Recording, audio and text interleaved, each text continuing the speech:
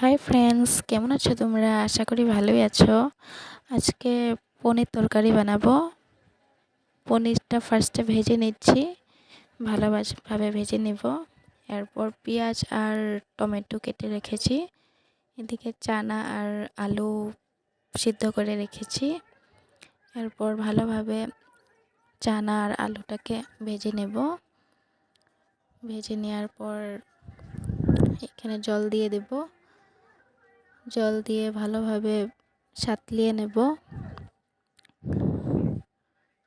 এরপর ভেজে রাখা পনিরগুলোকে দিয়ে দিব এখানে।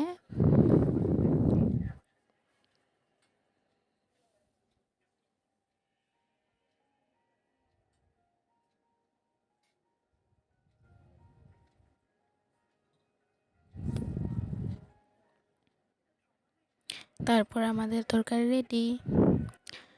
ভিডিওটা ভালো লাগলে লাইক, কমেন্ট, শেয়ার, সাবস্ক্রাইব করে দিবা। Bye bye.